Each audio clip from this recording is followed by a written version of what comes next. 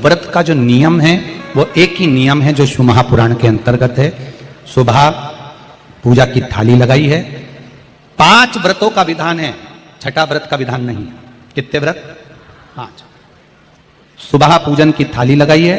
पूजा की थाली, अभिषेक का सामान सब लेकर आप मंदिर में जाइए। शिव मंदिर में जाकर बाबा का जल अभिषेक पूजन करिए जिस हिसाब से आप करते आए हो। पूजन की थाली में सामान उतना रखना जो शाम को भी आपके साथ चला जाए, अलग से नहीं रखना पड़े। अलग से केवल शाम को दिए रखो, जल रख लो थोड़ा सा, और बाकी का जो मिष्ठान आप तैयार करोगे बस वो, बाकी का चंदन नबीर गुलाल ये सब सुबह की थाली का रखिए, थोड़ा फल जो भी रखना। सुबह पूजन करो बाबा का, निवेदन करो, घर आ जाओ, थाली को ढक कर रख दीजिए। शाम को जब जाओ कोई प्रसाद उतना ही बनाओ जितना भगवान के लिए बना रही हो। ये नहीं कि खीर ज्यादा बना ली तो आधी हम यहां ले जाएं और आधी घर के लिए छोड़ दें, नहीं, उतना ही बनाओ जितना भगवान के लिए जाएगा, जिसमें से 3 हिस्से होंगे। एक पात्र में भरकर ले जाओ, दोने ले जाओ, कटोरी ले जाओ, प्लेट ले जाओ, जो तुम्हारी मर्जी पड़े, कागज ले जाओ, जो तुम्हारा मन पड़े वो ले जाओ। 6 दिए लेकर जाओ, बाबा के मंदिर में जाकर पूजन अर्चना करो। शाम को अभिषेक नहीं करना है, केवल छींटा देना है। थोड़ा सा जल जो बचा हुआ है उसमें से थोड़ा थोड़ा छींटा देकर, जल का थोड़ा सा छींटा देकर पूजन आदि कर कर, जैसी पूजन सुबह करी वैसे ही भाव से पूजन करो। 5 दिए थाली में से नीचे रख दो, छठवा दिया भी नीचे उतार दो थाली में से। 5 दिए लगाना जब प्रसाद के 3 हिस्से पूरे कर दो, प्रसाद के 3 हिस्से रख दो नीचे, फिर दिए लगा दो 5। एक दिया उठाकर जिसको जलाया नहीं है वापिस अपनी थाली में रख दो। 5 दिए प्रज्वलित कर कर बाबा को निवेदन कर दो, बाबा आज मेरा पहला पशुपति व्रत है, इसको स्वीकार करना। दिल से बाबा इस कार्य के लिए मैंने करा है, इसको स्वीकार कर लेना। बहुत सुना बाबा पशुपति व्रत में कर रही हूं, मैं भी पूर्व में ना जाने कितनी योनियां ली होंगी, कौन सा मैंने बेकार कर्म करा होगा जो आज मुझे दुख भोगना पड़ रहा है। इस दुख को आप मिटा सकते हो क्योंकि आपका नाम पशुपति नाथ है। आप इसको मिटाइए, विनय करो, बाबा से विनती करो। एक दिया, एक प्रसाद का हिस्सा थाली में लेकर आ जाओ, बाबा को निवेदन कर कर, बाकी का वहां छोड़कर एक दिया, एक प्रसाद का हिस्सा लेकर आ जाइए। एक दिया, एक प्रसाद का हिस्सा लाए, घर के अंदर प्रवेश करते समय सीधे हाथ की ओर बैठकर, अपने घर की ओर मुख कर कर सीधे हाथ की ओर उस दिए को घर के बाहर प्रज्वलित कर दो। भगवान से विनती करो, भोलेनाथ आप मेरे घर में प्रवेश कर कर मेरा कार्य सिद्ध करें। बाबा को निवेदन कर कर अंदर जाइए।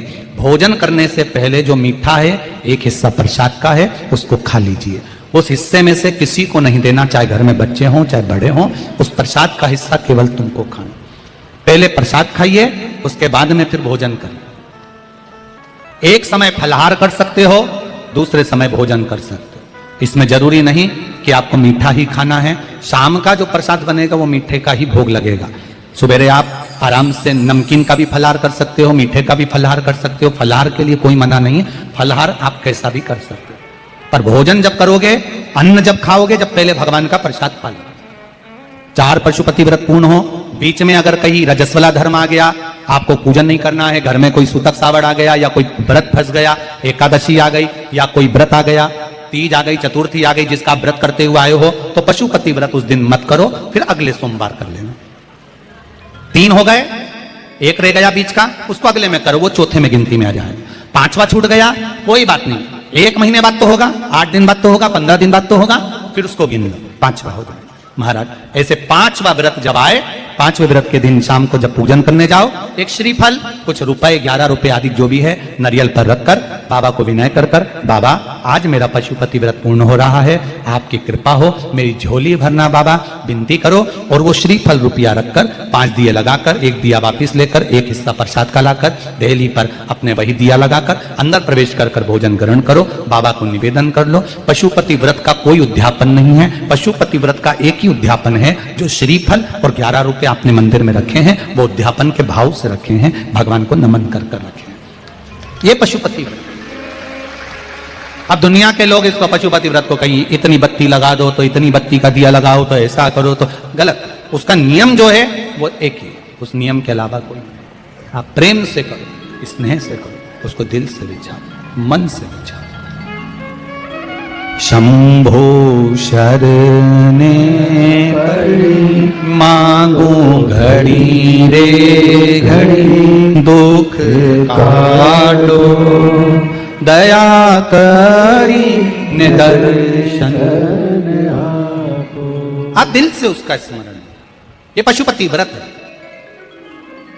एक व्रत करने के बाद अगला जब व्रत करो तो थोड़ा रुक कर करना, एक साथ लगे लगाए व्रत ना करिएगा, थोड़ा रुक कर करिए, इंतजार करो 3 महीने का कि बाबा मेरी ऊपर कृपा जरूर करेगा। दिल से करा है तो वो दिल से देगा, झोली भर कर देगा, ये निश्चित है। उसका व्रत फल देता है। करना जरूरी नहीं है कि व्रत माताएं करेंगी, पुरुष कर सकता है, बच्चे कर सकते हैं, बूढ़े कर सकते हैं, बड़े कर सकते हैं, बेटा बेटी कर सकते हैं, नवयुवक बच्चे कर सकते हैं, पर दिल से करो उस पशुपति व्रत। कोई आपका दूसरा व्रत फंस गया है तो पशुपति व्रत को छोड़ दो। उस दिन आपका जो व्रत है, एकादशी हो, चतुर्थी हो, तीज हो, छठ हो, उसको कर लो। नवरात्रे फंस गए, नवरात्रे कर लो, उसके बाद कर लेना पशुपति। जितने व्रत रह जाए उस व्रत को बाद में।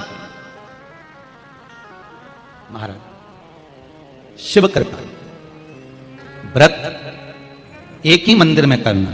जिस मंदिर में पहला व्रत करा है उसी मंदिर में 5 व्रत करना। ये नहीं कि हम मायके में 2 व्रत करके आ गए और तीसरा व्रत हमने ससुराल में कर लिया। नहीं, 2 व्रत करके मायके से आ गई हो तो 3 व्रत भी मायके जाके ही करना। अगली बार ऐसे जाना कि सोमवार बीच में फंस जाए और तुम 1 व्रत करके आ जाओ। मायके में अगर व्रत कर रही हो तो अपनी पूजन का सामान अपने ही रुपए का होना चाहिए, मायके के पैसे का नहीं चाहिए। कुंवारी होती और तुम मायके के सामान से पूजन करती, अगर कुंवारी होती तो तुम्हारा वो पूजन लगता, पर विवाह होने के बाद, गोत्र बदलने के बाद आप अपना पूजन का धन अपना खर्च करें। हम तो यहां तक कहते हैं मंदिर में भी अगर लोटा भरा हुआ रखा है, मंदिर में बाल्टी भरी रखी है, आप पहले अपना कुछ रुपया दान पेटी में डालकर फिर आप उस लोटे का प्रयोग करें। पीपल के पेड़ के नीचे पूजन करने गए, आंवले के पेड़ के नीचे पूजन करने गए, बड़ के पेड़ के नीचे पूजन करने गए, किसी की लगी लगाई थाली मिल गई, सामान मिल गया, उसके सामान में से आप मत चढ़ाइए। आपके पास जो सामग्री है आप उससे पूजन करें। अपने पड़ोसी से 1 रुपया भी मांगकर भगवान को मत दीजिए। जिस भगवान को देते हो उस भगवान को बुरा लगता है कि मेरे सामने खड़ी होकर हाथ पड़ोसी के आगे फैला रही है, तुम मुझसे मांग, मैं तुझे झोली भर कर दूं। प्राप्त हुआ। बहुत सुंदर प्रश्न है आपका गुरुजी। पशुपति व्रत में जो 6 दिए लगाए जाते हैं उसमें बत्ती गोल लगाना चाहिए कि लंबी लगाना चाहिए? प्रश्न बहुत अच्छा है, एक बार जोरदार ताली बजाओ भगवती साहू के लिए। बहुत अच्छा प्रश्न है। हमने पहले भी कथा में कहा कि शंकर भगवान के मंदिर में पार्वती भी है, शिव भी है, दोनों विराजमान है।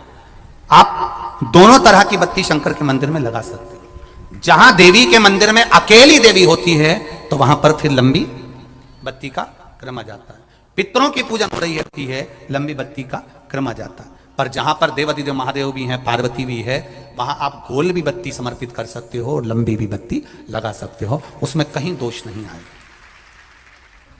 फिर आपने वर्णन करा 5वां व्रत पूर्ण होने पर 108 पुष्प या चावल बेलपत्र चढ़ाते हैं। सबको एक साथ चढ़ा देना चाहिए कि एक एक करके चढ़ाना चाहिए? वैसे शास्त्र रीति के अनुसार पशुपति व्रत में जो 5वां सोमवार पूर्ण होगा और आप 108 अगर कोई वस्तु चढ़ा रहे हो तो एक एक कर श्री शिवाय नमस्तुभ्यम, श्री शिवाय नमस्तुभ्यम, एक एक कर चढ़ाना चाहिए। एक साथ हाथ में लिया और एक साथ नहीं चढ़ाना, एक एक कर समर्पित। बहुत अच्छा प्रश्न है। एक प्रश्न जो आपने किया था उसका उत्तर इस कथा में चल रहा है, नंदी वाला। जो प्रश्न आपने तीसरा करा है उसका उत्तर इस कथा में चल रहा है कि आप कहते हो कि मंदिर से जाते समय नंदी के कानों में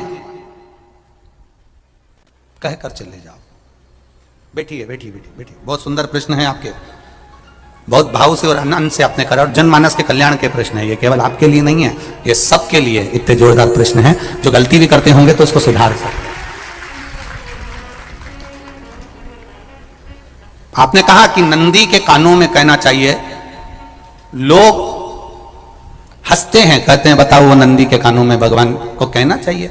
वैसे तो हम आपको एक बात बताते हैं कि दुनिया के लोग किसी दूसरे धर्म की कभी हंसी नहीं उड़ाते। दुनिया के लोगों को दूसरे का धर्म अच्छा लगता है।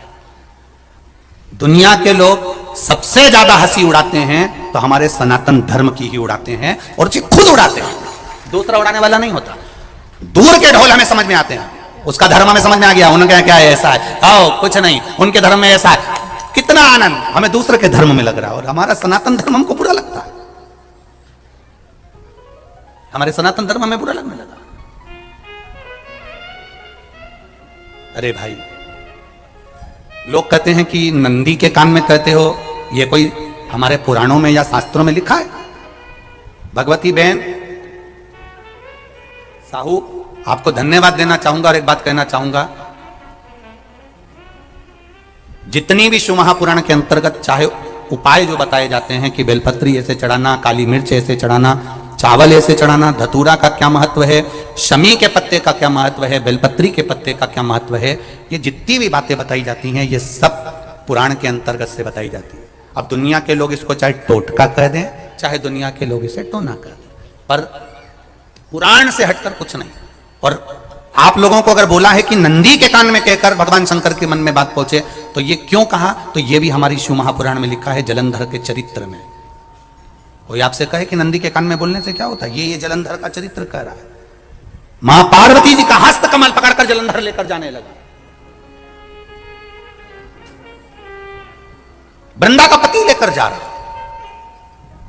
वृंदा तो भगवान की भक्ति में लीन रहती थी, उसको तो जलंधर को सबसे ज्यादा तकलीफ थी नारायण से, पर शिव के पास आ गया, क्योंकि ईर्षा प्रवृत्ति अभी कथा में कहा, कोई कोई ऐसा होता है जिसको तुमसे बेर नहीं होता तो भी अंदर से ईर्षा जाग जाती है, कोई कोई ऐसा होगा जिसको अंदर से ईर्षा जागती है, अपने आप अंदर से ईर्षा जागती है, उसका कोई बेर नहीं, और ईर्षा जाग गई, भीतर से ईर्षा जाग गई। ना आप उससे मिले हो, ना कभी वो आप उसके सामने बैठे हो।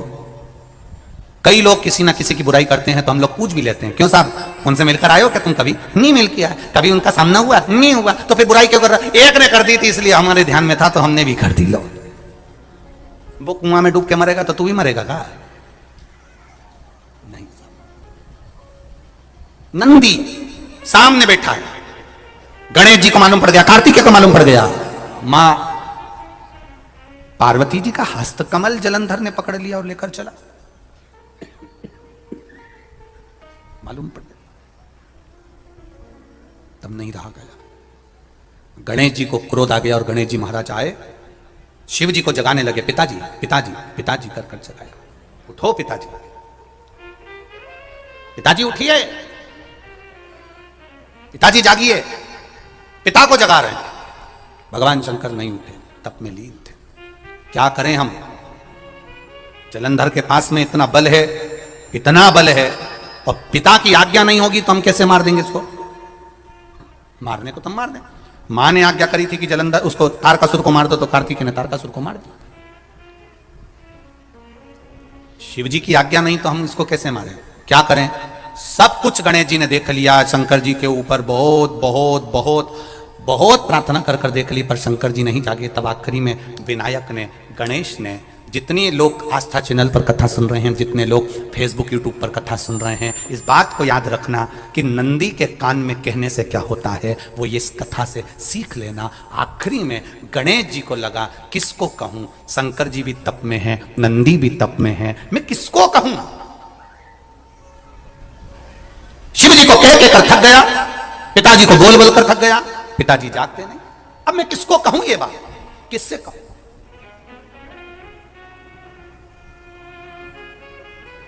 विनायक गए सीधे अब नंदी के पास में। नंदी भी तप में लीन थे, शंकर जी की ओर मुख था, शंकर जी की ओर मुख था।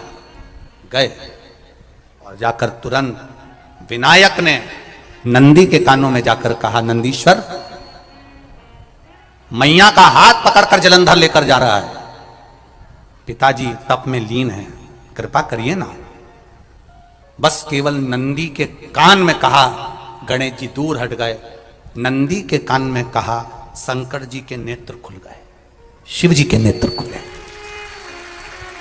ध्यान देना जरा, इस शिव महापुराण की, आशुतोष शिव महापुराण की कथा, जो कथा यहां कही जा रही है, यह कथा पहले के चरित्रों में सुनने को नहीं मिली होगी। जरा ध्यान देना इस संवाद पर, जितने लोग आस्था चैनल पर, जितने फेसबुक यूट्यूब पर सुन रहे हैं, सनातन धर्म की हंसी उड़ाने वाले कह देते हैं नंदी के कान में कहने से क्या होता है, नंदी के सामने जाकर बोलने से क्या होता है, नंदी के पास बैठकर बोलने से क्या होता है, नंदी के पास बैठकर शंकर जी का मात्र दीदार करने से क्या होता है, दर्शन करने से क्या होता है। वो अच्छे से समझ लेना, जो लोग सनातन धर्म पर उंगलियां उठाते हैं वो अच्छे से समझ ले इस बात को।